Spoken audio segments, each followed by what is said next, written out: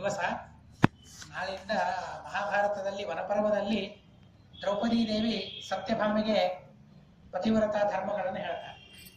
ಅಂದರೆ ಇಲ್ಲಿ ಬಹಳ ಸಂಗ್ರಹವಾಗಿ ಬರೀ ಗದ್ಯದಲ್ಲಿ ನಾನು ಬರೆದು ಬಿಟ್ಟಿದ್ದೇನೆ, ಬರೀ ಶ್ಲೋಕಗಳನ್ನು ಕೊಟ್ಟಿಲ್ಲ, ಬರೀ ಇದನ್ನು ಹೇಳಿಬಿಟ್ಟಿದ್ದೇನೆ. ನಾಳೆ ಬೇಕಾದರೆ ಅದನ್ನು ಶ್ಲೋಕ ಓದಿ ಪತಿವ್ರತ ಅವಳು ಹೇಳಿದ ಪತಿವ್ರತ ಧರ್ಮಗಳು ಅಲ್ಲಿಂದ ನಾವು ಪ್ರಾರಂಭ ಮಾಡೋಣ. ಎಲ್ಲವೂ ಬಂದು ಹೋಗ್ಬಿಟ್ಟಿದೆ, ಎಲ್ಲವೂ ದ್ರೌಪದಿ ದೇವಿ ಹೇಳಿದ ಬಹಳ ಸಂಗ್ರಹವಾಗಿ ಹೇಳಿದ್ದಾರೆ, ಬಹಳ ಸಂಗ್ರಹವಾಗಿ ಹೇಳಿದ್ದಾರೆ.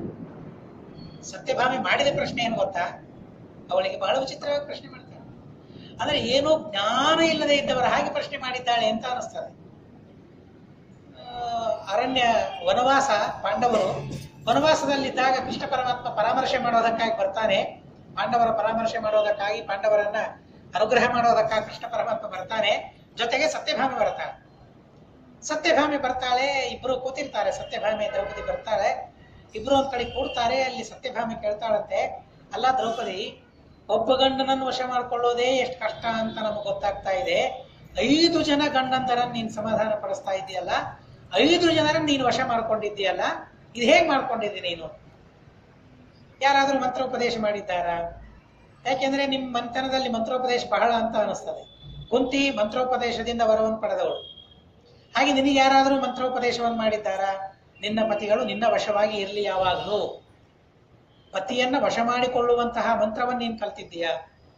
ಅಥವಾ ಏನಾದರೂ ಔಷಧ ವಿಶೇಷ ಇದೆಯಾ ಅದಕ್ಕಾಗಿ? ಏನ್ ಮಾಡಿದ್ದೀನಿ ಸ್ವಲ್ಪ ನನಗೆ ಹೇಳು, ನಾನು ಕೃಷ್ಣನ ವಶ ಮಾಡಿಕೊಳ್ತೇನೆ ಅಂತ ಸತ್ಯಭಾಮೆ ಹೇಳ್ತಾಳೆ. ಸಾಕ್ಷಾತ್ ಲಕ್ಷ್ಮಿ ದೇವರನ್ನು ವಶ ಮಾಡಿಕೊಳ್ಬೇಕು ಅಂತ ಅನ್ನೋ ಇಚ್ಛೆ ಅವಳಿಗೆ ಎಂದಿಗಾದ್ರೂ ಬರ್ತದ? ಎಂದೆಂದೆಂದೆಂದಿಗೂ ಬರೋದಿಲ್ಲ. ಆದ್ರೆ ದ್ರೌಪದಿಗೆ ಈ ರೀತಿಯಾಗಿ ಕೇಳ್ತಾಳೆ. ಕೇಳಿದಾಗ ದ್ರೌಪದಿ ದೇವಿ ಅಂತಾಳಂತೆ, ನೀನೇನೋ ಸುಮ್ಮನೆ ಪ್ರಶ್ನೆ ಮಾಡ್ತಾ ಇದ್ದಿ, ನನಗೇನು ಗೊತ್ತಿಲ್ವಾ? ನನಗೆ ಗೊತ್ತು, ನೀನು ನನ್ನ ಮುಖಾಂತರ ಸಮಸ್ತ ಸತಿಯರಿಗೆ, ಸಮಸ್ತ ಪತಿವ್ರತ ಸ್ತ್ರೀಯರಿಗೆ ಧರ್ಮವನ್ನು ಉಪದೇಶ ಮಾಡಿಸ್ಬೇಕು ಅಂತನ್ನೋ ಬುದ್ಧಿಯಿಂದ ನೀನ್ ಪ್ರಶ್ನೆ ಮಾಡ್ತಾ ಇದ್ದಿ ಹೊರತು ನಿನಗೆ ಸ್ವಯಂ ಪ್ರಶ್ನೆಗಳು ಅಂತ ಅನ್ನೋದೇ ಇಲ್ಲ ಅಂತ ಹೇಳ್ತಾರೆ. ನಿನಗೆ ಪ್ರಶ್ನೆಗಳೇ ಇಲ್ಲ, ಸಂಬಂಧವೇ ಇಲ್ಲ ಪ್ರಶ್ನೆಗಳು.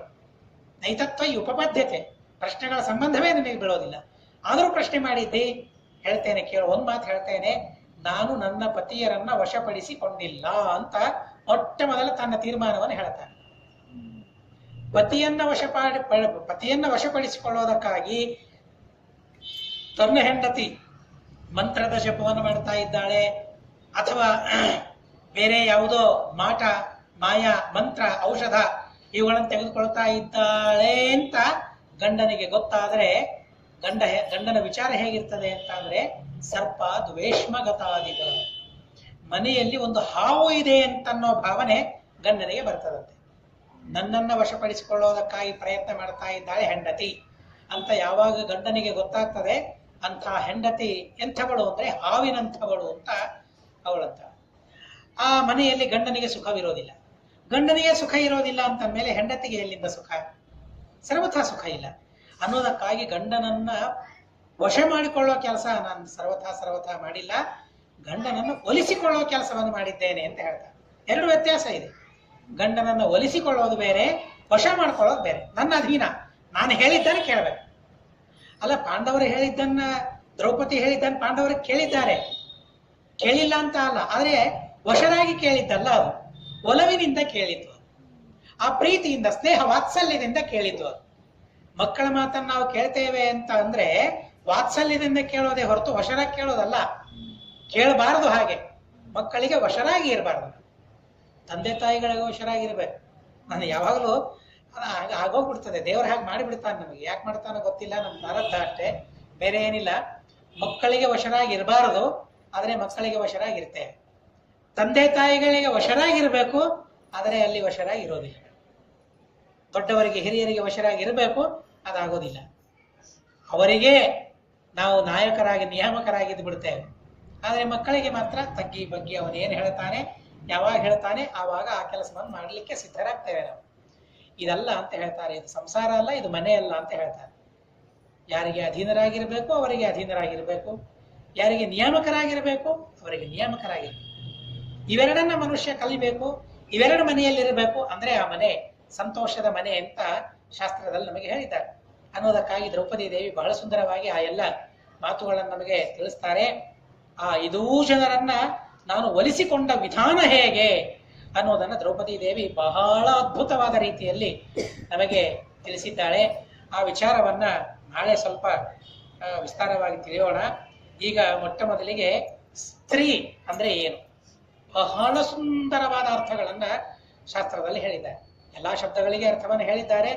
ಆದರೆ ಸ್ತ್ರೀ ಎಂಬ ಶಬ್ದದ ಅರ್ಥ, ಆ ಸ್ತ್ರೀ ಎಂಬ ಶಬ್ದದಲ್ಲಿಯೇನೆ ಅವಳ ಧರ್ಮಗಳೇನು ಅಂತ ಎಲ್ಲ ಸೇರ್ಕೊಂಡು ಹೋಗ್ಬಿಟ್ಟು ಹೆಸರು ಹಿಡೋದು ಹಾಗೆ ಇಡ್ತಾ ಇದ್ರು ಹಿಂದಕ್ಕೆ. ಒಂದು ಗುಂಪಿಗೆ ಹೆಸರು ಸ್ತ್ರೀ ಅಂತ ಅನ್ನೋದು, ಒಬ್ಬರ ಹೆಸರೇನಲ್ಲ. ಆದ್ರೆ ಒಬ್ಬರಿಗೂ ಹೌದು, ಅದು ಒಬ್ಬರ ಹೆಸರು ಹೌದು, ಅದು ಗುಂಪಿನ ಹೆಸರು. ಅದು ಸ್ತ್ರೀ ಅಂತ ಅನ್ನೋದು, ಪುರುಷ ಅಂತ ಅನ್ನೋದು ಒಂದು ಗುಂಪಿನ ಹೆಸರು. ಅದು ಹಾಗೆ ಸ್ತ್ರೀ ಅಂತ ಅನ್ನೋ ಶಬ್ದ ಅವಳ ಧರ್ಮಗಳನ್ನೇ ಬಹಳ ಸುಂದರವಾಗಿ ತಿಳಿಸಿಕೊಳ್ತದೆ. ಒಂದೆರಡು ಅರ್ಥಗಳನ್ನ ಮಾತ್ರ ನಾವಿಲ್ಲಿ ನೋಡೋಣ. ಸ್ತ್ರೀ, ಅಲ್ಲಿ ಎರಡು ಪದಗಳಿವೆ, ಸ ತ್ರಿ. ತ್ರಿ ಅಂದ್ರೆ ನಿಮಗೆಲ್ಲ ಗೊತ್ತು, ತ್ರಿ ಅಂದ್ರೆ ಏನು, ಮೂರು ಅಂತ ಅರ್ಥ. ಸ ಅಂದ್ರೆ ಜೊತೆಗೆ ಇರುವವಳು ಅಂತ ಅರ್ಥ. ಸ ತ್ರಿ, ತ್ರಿ ಅಂದ್ರೆ ಮೂರನ್ನ ಕೊಡೋದಕ್ಕಾಗಿ ಗಂಡನ ಜೊತೆಗೆ ಇರಬೇಕಾದವಳು. ಮೂರೇನದು, ಧರ್ಮ ಅರ್ಥ ಕಾಮ. ಪ್ರತಿಜ್ಞೆ ಮಾಡ್ತೇವೆ ವಿವಾಹದ ಕಾಲದಲ್ಲಿ, ಧರ್ಮೇಚ ಅರ್ಥೇಚ ಕಾಮೇಚ ನಾತಿ ಚರಿತವ್ಯ ಪ್ರತಿಜ್ಞೆ ಮಾಡಿಸ್ತಾರೆ ಪುರೋಹಿತರು.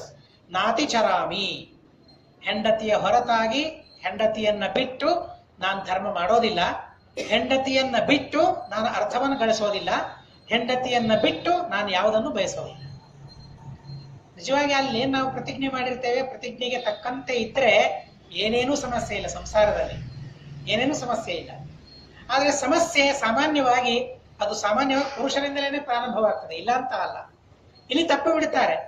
ಇಲ್ಲಿ ತಪ್ಪಿದಾಗ ಮನೆಯಲ್ಲಿ ಅಸಮಾಧಾನಗಳು, ನಾನಾ ತರಹದ ಜಗಳಗಳು ಇವೆಲ್ಲ ಪ್ರಾರಂಭವಾಗ್ತದೆ.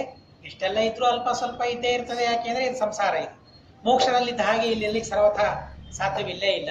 ಆದರೆ ಧರ್ಮ ಮಾಡುವಾಗ ಗಂಡನ ಜೊತೆಗೆ ಇರಬೇಕು. ಅರ್ಥ ಗಳಿಸುವಾಗ ಗಂಡ ಯಾವ ಮಾರ್ಗದಿಂದ ಹಣವನ್ನ ಗಳಿಸ್ತಾ ಇದ್ದಾನೆ ಆ ಕಡೆಗೆ ಗಮನ ಇರಬೇಕಂತೆ ಹೆಂಡತಿಗೆ. ಅವಳು ಸ್ತ್ರೀ ನಿಜವಾಗಿ ಸರಿಯಾದ ಮಾರ್ಗದಿಂದ ಗಳಿಸ್ತಾ ಇದ್ದಾನಾ ಇಲ್ವಾ?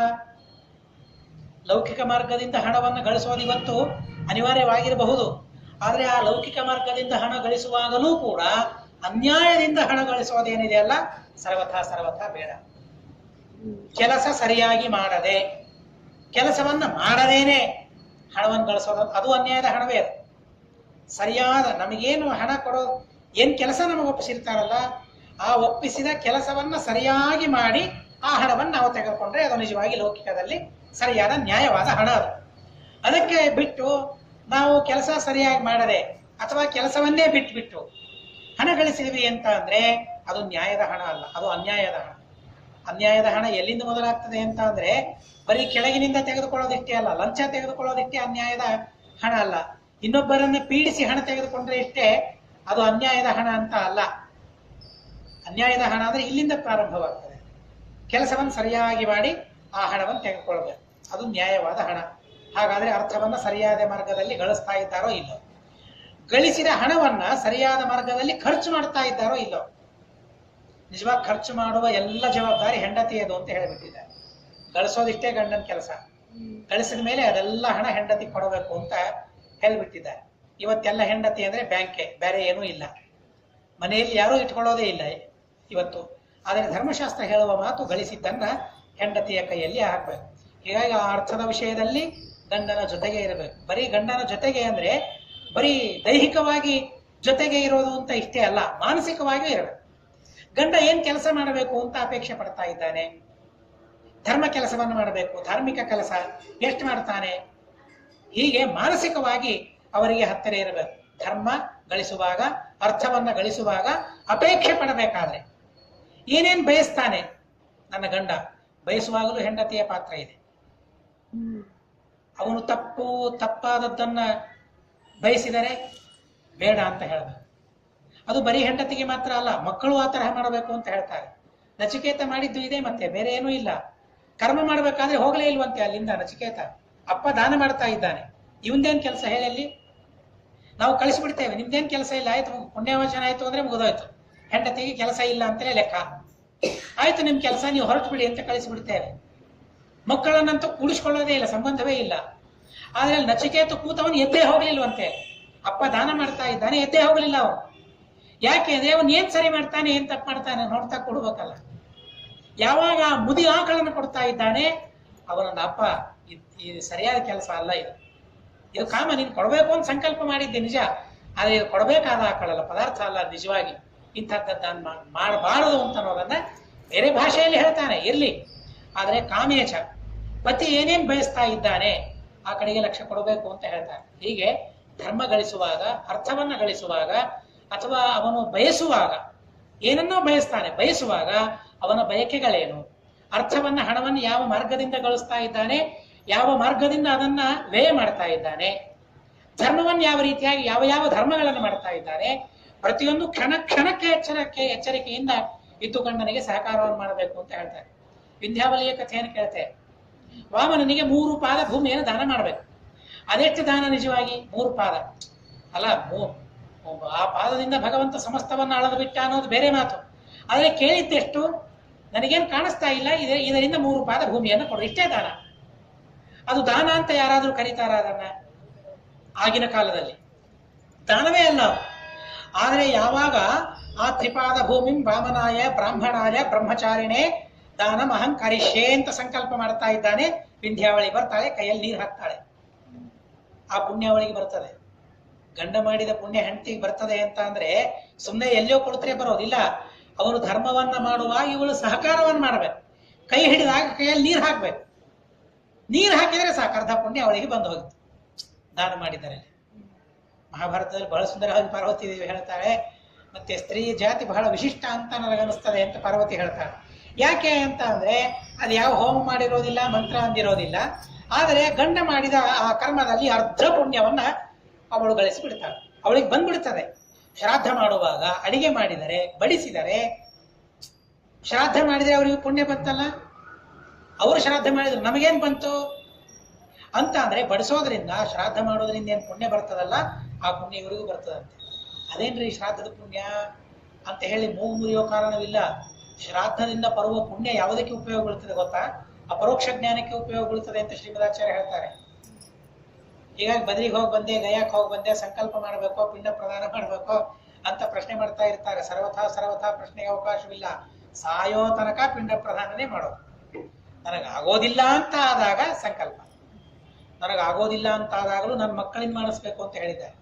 ನನಗೆ ಕೂಡ್ಲಿಕ್ಕೆ ಆಗೋದಿಲ್ಲ, ಬಹಳ ಹೊತ್ತು ಪಿಂಡ ಪ್ರದಾನ ಮಾಡ್ಲಿಕ್ಕೆ ಆಗೋದಿಲ್ಲ, ನಾನು ಹೇಗೋ ಪಕ್ಕದಲ್ಲಿ ಮಲ್ಕೊಳ್ಳೋದು ಅಥವಾ ಕುರ್ಚಿ ಮೇಲೆ ಕೂತು ನನ್ನ ಮಗನ ಕಡೆಯಿಂದ ಶ್ರಾದ್ದ ಮಾಡಿಸ್ಬೇಕು ಅಂತ ಹೇಳಿದ್ದಾರೆ.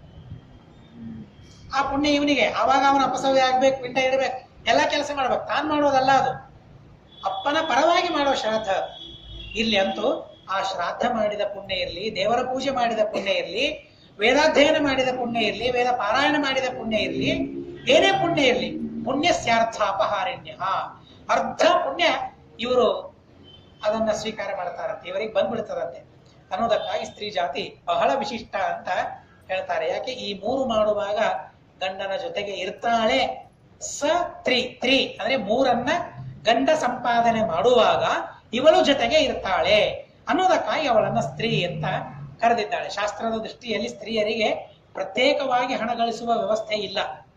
ಆದ್ರೆ ಇವತ್ತು ಅನಿವಾರ್ಯವಾಗಿದೆ ಅಂತ ಅನ್ನೋದಕ್ಕಾಗಿ ನಾವು ಮಾಡ್ತಾ ಇದ್ದೇವೆ. ಈಗ ಪುರುಷರ ಗಳಿಸೋದು ಸಹ ಅನಿವಾರ್ಯವಾಗಿಯೇ ಗಳಿಸ್ತಾ ಇರೋದದು.